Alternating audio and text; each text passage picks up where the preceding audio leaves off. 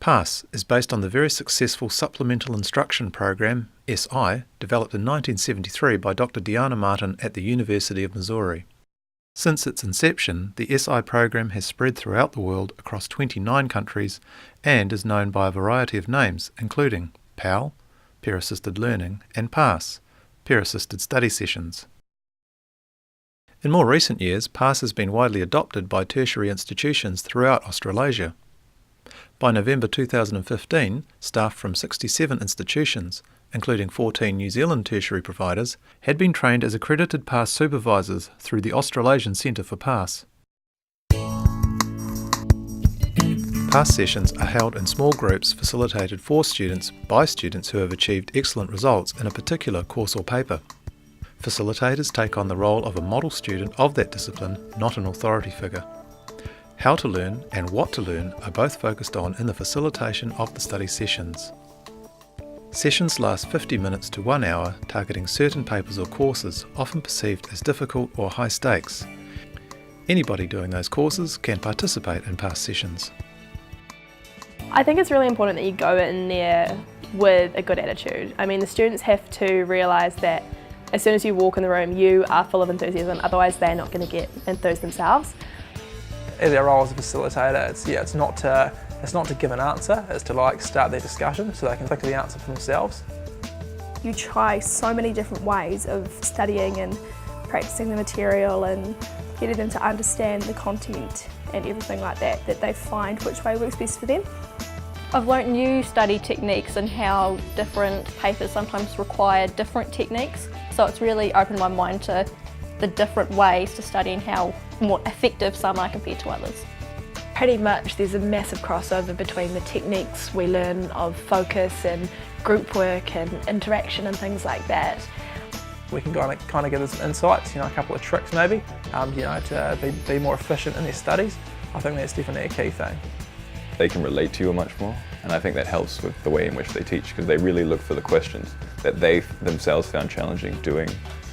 We are there if they have questions about the topic and that kind of thing, because we've studied that, we're students ourselves. But I think the whole point of PASS is that you get students interacting with each other, not so much like in a tutorial where you've got students interacting with the tutor. You could just go to all your lectures and not talk to anybody. But in a PASS session, you're definitely going to be required to talk to some people and work through some worksheets together or go over some quizzes together. The results have shown that people who do come to these sessions generally do better in the paper. It's kind of nerve-wracking first because I didn't really know what to expect, but I went in, I sat down with a nice group of people and we just all worked together and I found it really enjoyable. I liked it a lot and I kept going back. It's interactive and students, I think, learn more by doing and internalising and creating their own activities and making the material their own, that they can use it and relate it to their own experiences in their own lives. By the end of the semester you can really see that personal development and that social development in the students, and that's really rewarding to see. One of the greatest things about having a PASS session for me in those early years at university was that I had a dedicated study allocation, a time when I could come in and ask questions, where I could be involved in my own learning, but in a structured way. And I think that structure has been enormously useful for many students who have gone through the PASS program. I just really wanted to experience the flip side of it, and also as a kind of a challenge to myself to see if I could be as good a facilitator as some of the ones that I'd experienced. So I really wanted just to really give it a shot and see if I enjoyed it, and I really have, so no regrets at all. As a mentor, we tend to become sort of the big brother, big sister to the facilitators. So we're there to help them in their role, how we can help them improve in their facilitation skills, give them ideas for their sessions. We help organise social events as well, so we create a really nice sort of family-orientated feel within the PASS program.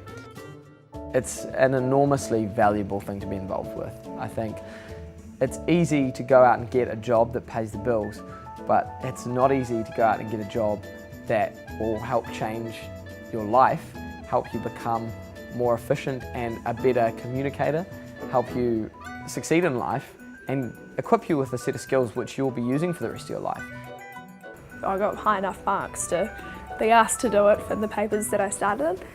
And I love helping people, you know, having people there and seeing them just understand something is just the most satisfying thing in the world. It's the most rewarding thing, and I would definitely encourage people to consider becoming a PASS facilitator, because knowing that you helped someone on that journey is just priceless.